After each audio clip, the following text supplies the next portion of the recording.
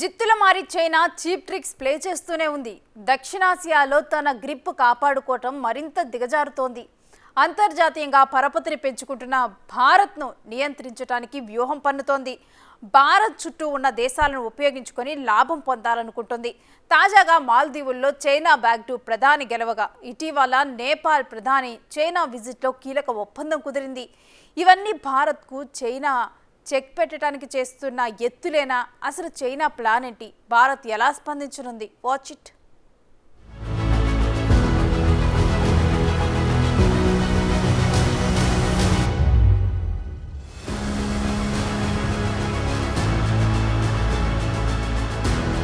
మాల్దీవుల్లో ప్రధాని గెలుపుకు China support దేనికి?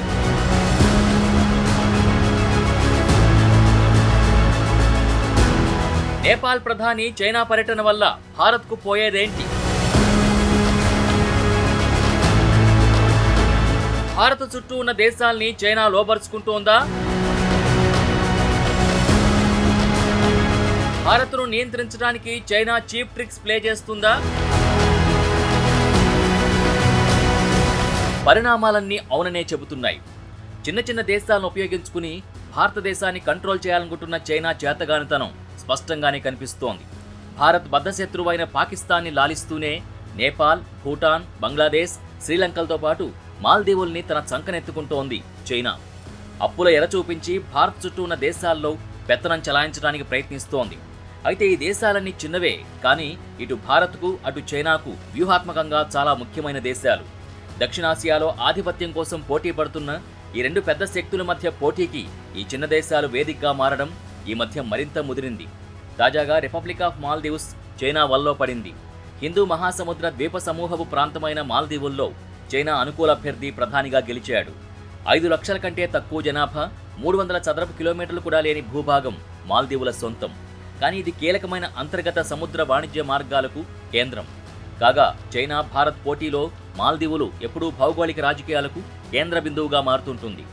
ఇటీవల మాల్దీవుల్లో ముగిసిన అధ్యక్ష ఎన్నికల ఫలితాలు, చైనా అనుకూల అభ్యర్థి మొహమ్మద్ మయూజ్జు విజయం మాల్దీవుల్ని మళ్లీ ప్రపంచ ముఖ్యాంశాల్లో ఉంచింది. ప్రపంచవ్యాప్తంగా ఉన్న విదేశాంగ విధానాల్ని తలదించుకునేలా చేసింది.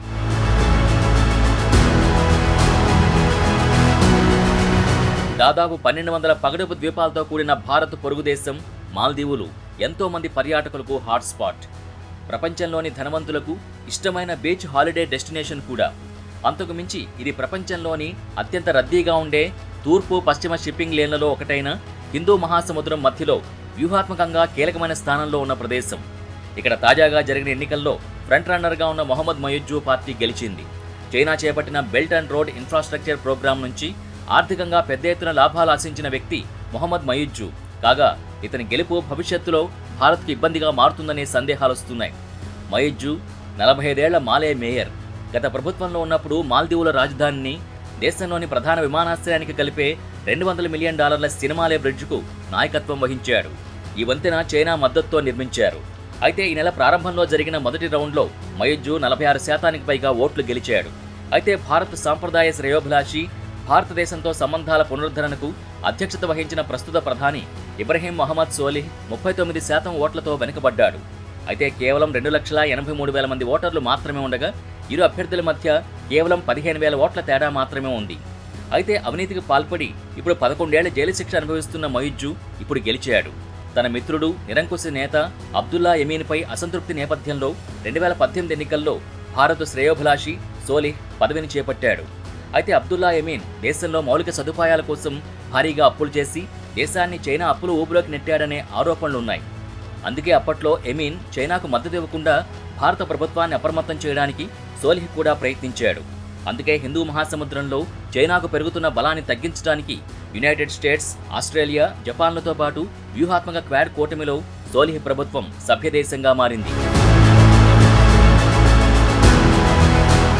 మరోవైపు నేపాల్ ప్రధానమంత్రి పుష్పకమల్ దహల్ ప్రచండ తన ఇటీవల చైనా పర్యటనకు సంబంధించి కీలక వ్యాఖ్యలు చేశారు.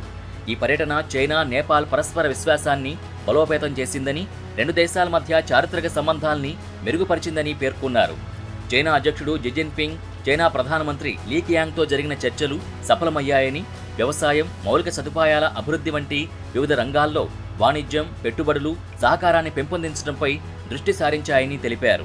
రెండు దేశాల మధ్య కొనసాగుతున్న చారిత్రక సంబంధాల్ని మరింత బలోపేతం చేయడంలో తన చైనా పర్యటన కీలక పాత్ర పోషించిందని ప్రచండ పేర్కొన్నారు. ఈ పర్యటనపై నేపాల్ పార్లమెంట్లో మాట్లాడుతూ ఇరు దేశాల మధ్య వివిధ రంగాల్లో అవగాహన ఒప్పందం అమలుకి రెండు వైపుల నుంచి నిబద్ధత వ్యక్తమైందని చెప్పారు. కాగా 2019లో చైనా అధ్యక్షుడు జీ జిన్పింగ్ నేపాల్లో పర్యటించిన తర్వాత నేపాల్ భారత్కు వ్యతిరేకంగా కొన్ని నిర్ణయాలు తీసుకుంది. నేపాల్ మ్యాప్లో భారత్ భూభాగంలోని ఉలేక్, కాలాపాని, లింపియాదుర భూభాగాల్ని చేర్చింది. దీనికి నేపాల్ పార్లమెంట్ కూడా మద్దతును తెలిపింది. అయితే 2020లో జరిగిన ఈ పరిణామాన్ని భారత్ తీవ్రంగా వ్యతిరేకించింది. నేపాల్ చేసిన ఈ కృత్రిమ విస్తరణ చారిత్రక వాస్తవానికి విరుద్ధమని పేర్కొంది. ఇది సమర్థనీయం కాదని, ఇరు దేశాల మధ్య సరిహద్దు సమస్యలపై చర్చలు జరపాలనే ఉద్దేశానికి విరుద్ధమని వెల్లడించింది. కాగా ప్రస్తుతం నేపాల్ ప్రధాని చైనా పర్యటనతో మరో వివాదం పుడుతుందనే చర్చలు ఆల్రెడీ మొదలయ్యాయి. ఈ పర్యటనలో నేపాల్ చైనాల మధ్య వాణిజ్యం, పెట్టుబడులు, అంతర్దేశ రవాణా నెట్వర్క్, ఆర్థిక వృద్ధిపై కేంద్రీకృతమై చర్చలు జరిగినట్టు సమాచారం.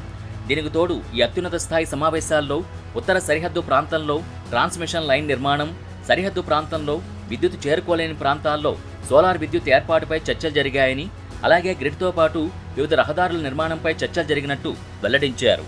సరిహద్దు రవాణా పాయింట్లను తిరిగి తెరవడం, కోవిడ్-19 మహమ్మారి తర్వాత మూసివేయబడిన సాంప్రదాయ సరిహద్దు క్రాసింగ్ పాయింట్లు, సరిహద్దు రవాణా పాయింట్ల వద్ద నేపాల్ వైపు మౌలిక సదుపాయాల నిర్మాణంపై చర్చలు జరిగాయని ఆయన చెప్పారు. అధునాతన ప్రయోగశాలల నిర్మాణంపైన ఇరు దేశాలు ఆసక్తి చూపించాయని తెలిపారు. ప్రజల మధ్య సంబంధాల్ని మరింత పటిష్టం చేసేందుకు చైనా నుంచి పోఖారాకు నేరుగా విమానాలు నడపడం, శాస్త్ర సాంకేతిక రంగాల్లో సహకారం, ద్వైపాక్షిక వాణిజ్యాన్ని విస్తరించడంపై విస్తృత చర్చలు జరిగాయని ప్రచండ తెలిపారు. అంతకంటే ముఖ్యంగా ఏక చైనా విధానానికి నేపాల్ కూడా కట్టుబడి ఉందని ప్రచండ వ్యాఖ్యానించారు.